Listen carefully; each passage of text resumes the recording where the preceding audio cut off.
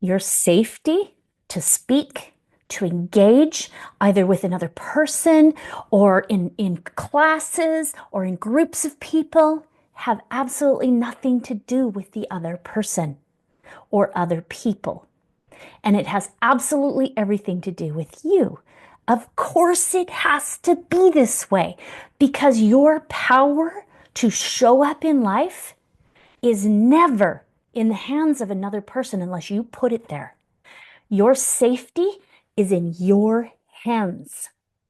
So, back in the spring of 2001, I attended my very, very first workshop, and it was on relationships. My husband and I were really struggling at the time, so he wouldn't go with me. But I decided I'm going. Well, in the group, there was two female facilitators, and they somehow got me up in front of the room. And let me give you a little back history on who I used to be. I was so shy, so backwards. I wouldn't hardly speak. I wouldn't hardly talk. I didn't feel like my voice mattered. I didn't want to be seen. I didn't want to be in the public eye. I was so extremely insecure. And all they wanted me to do was to stand up and hold my arms out. That's it, so that people could see me. And I couldn't do it. And the facilitators literally helped me hold my arms up, and one on each side, and they held my arms. And I stood there and I cried.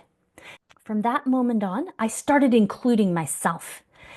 And from that space, I began to learn that I was in charge of my safety. It had nothing to do with anybody else out there.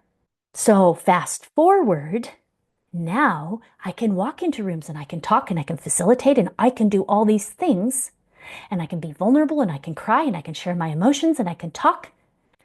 And here's the secret behind it all. If you are an unsafe person for yourself, you will not feel safe to share in front of others. We are oftentimes, if not always, the hardest person on ourself. And therefore, we project that out into the world. And because we see these things in ourselves and because we're judging ourselves for them, we're automatically thinking other people are doing the same thing. Therefore, we don't think we are safe to speak up because we're afraid other people will be judging us. The solution is to start being a kind and loving support person for yourself. If you will start to be kind to yourself, start speaking lovingly to yourself, stop judging yourself so harshly, and love yourself more. And when you can, you will start being a safe space for yourself. And especially if you will stay with yourself through intensity. Like I've said in so many videos, the greatest act of self-love is to stay with yourself during intensity.